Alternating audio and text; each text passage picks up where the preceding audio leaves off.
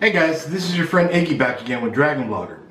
So today I'm going to do a quick unboxing and overview of the EVGA Z270 FTW motherboard. Part number for this guy is 132KS-E277-KR. Alright, so this bad boy has an 11-phase PWM. So that's for better overclocking and stability and to avoid thermal throttling. And it's got an LGA socket 1151 socket.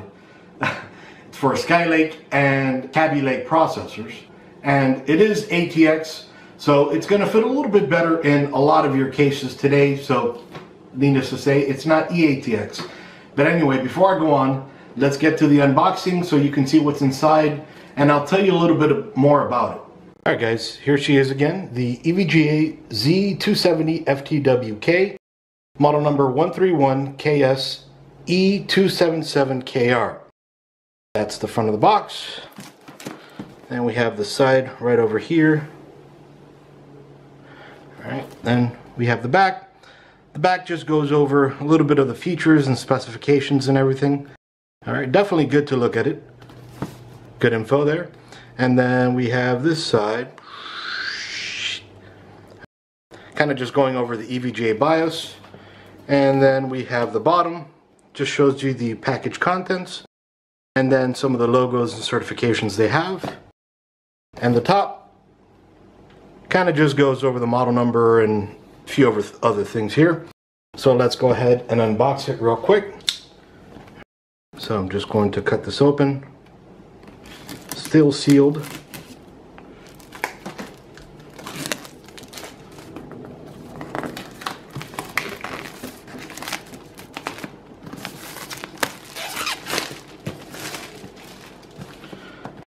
And it's got some EVGA tape here just to make sure it's sealed.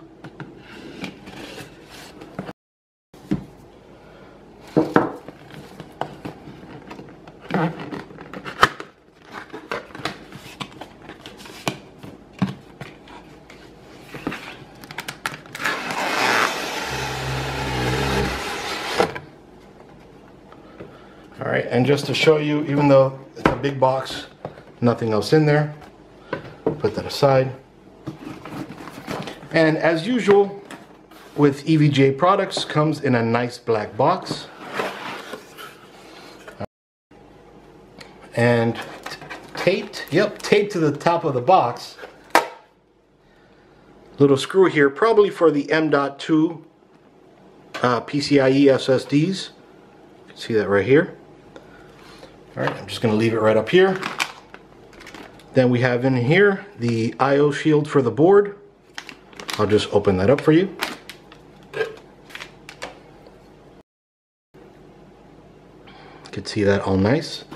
And actually what I'll do is I'll move this a little back just so you can get a better view of this. This is for the back of the board so that you can plug in all your USB and Ethernet and audio ports. Put that to the side. Actually, I'll put it back in the bag. And then off to the side.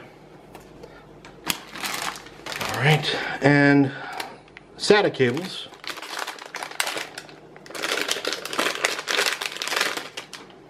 They bring two flat SATA cables, each with the locking heads on both sides. These are about 12 inches, maybe 18. See, the package says it. The package does not, but my written review will have all that information in there. And a two-way SLI. This board supports two-way SLI as well as physics. A little flexible bridge.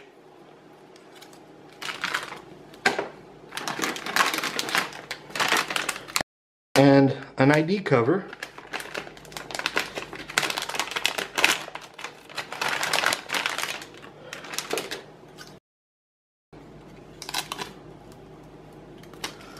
This is to cover all the VRMs and everything on the board itself, and just to look a little nicer. Put that aside. Alright, and that little screw I'm going to put aside as well. Then right up here, they have a nice thick, whoops, and there is a CD in here. A CD and a badge. Let me move the box back again. Okay, little plastic badge. Now, it's not just standard plastic. It feels like very strong plastic. I've had the pleasure of seeing these many times. It feels almost metal, it's so strong, but it's plastic. And it's got a little cover on it. Alright, cool. And then you could stick it to your case. And then a Motherboard Driver Cd. Many of you don't have opticals anymore, but if you did, it's there. I don't ever recommend using them. You can download the latest and the greatest right off their website. And then back to the very thick manual. This is going to show you how to, basics on how to install it, what every single thing is on the board. So if you don't know, good information. I'll probably even read on this, or actually I'll definitely read on this so I can give you better information in the written review. It's going to have, BIOS settings and everything, so that it'll help you a little bit to set the BIOS. Right, just some of the diagrams they provide. Lets you know everything on the board, so pretty cool. And just a lot of good information on here. Here it shows you what the I/O ports are. Alright, definitely good information here.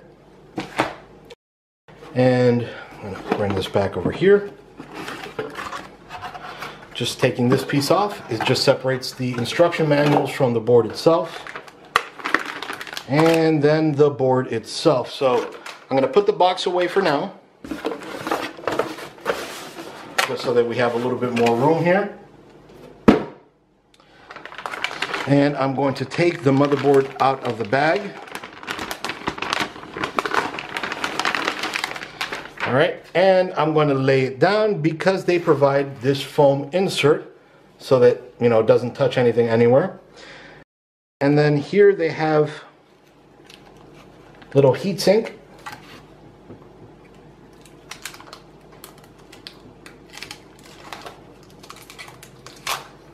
Over the VRMs and everything over here on this side.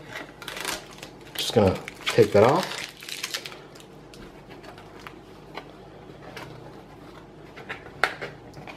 And keep that foam on there just for now.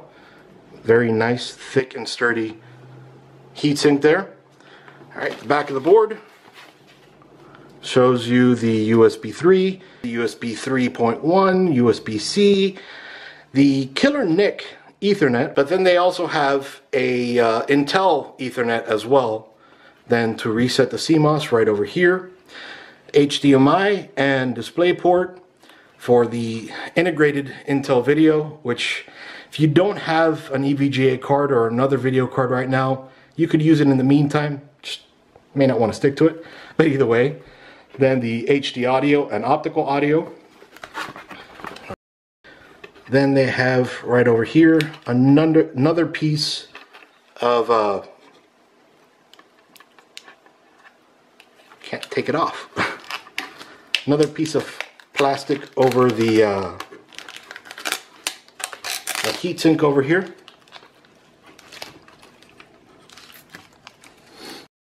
And then another piece of plastic over the EVGA logo over that heatsink. Can't take it off right now, I'll take care of it later. So under this piece of plastic, or this little manual for CPU installation, we have the cover for the LGA 1151 socket. I'm going to go through a little bit later on how to install it.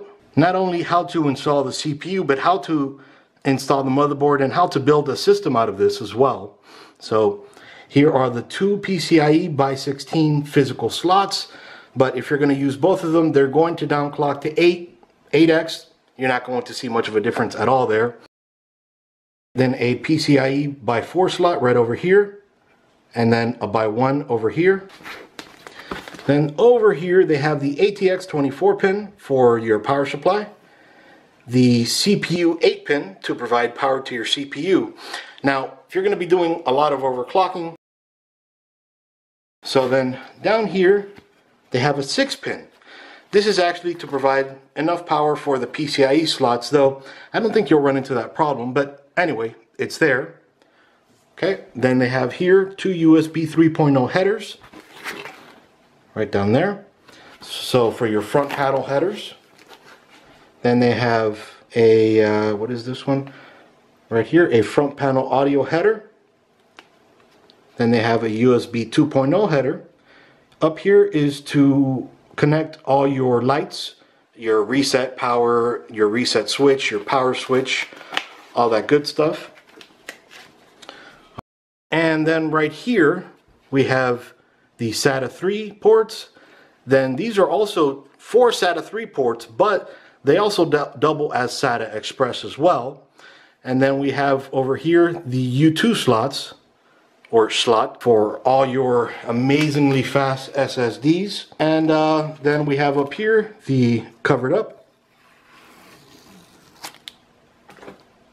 the 4 DIMM slots. So it supports 3600 megahertz plus DDR4, and for this particular build I have 3333 megahertz RAM. So I am definitely going to attempt to get to 3600, and I'm going to attempt to get to that plus as well. So anyway, and then right here we have the M.2 ports, 1, 2, and a third one right over here. So these two are the M.2 slots, and this is the E M.2 card. So I'm actually waiting on getting a PCI-E SSD. I'm not sure which one of the 3 they are, but as soon as I get that, I'm going to go ahead and include that in the install as well. At least I hope so. They're taking a little bit longer than usual to send me that PCI-E SSD. But anyway, that's enough on the basic overview of this motherboard. In the written review, you're going to see a lot more pictures and a lot more explanation of just what everything has on here. But anyway, again, this is Iggy with Dragon Blogger doing an unboxing and a brief overview of the EVGA Z270 FTW K motherboard. Iggy with Dragon Blogger out. See you guys.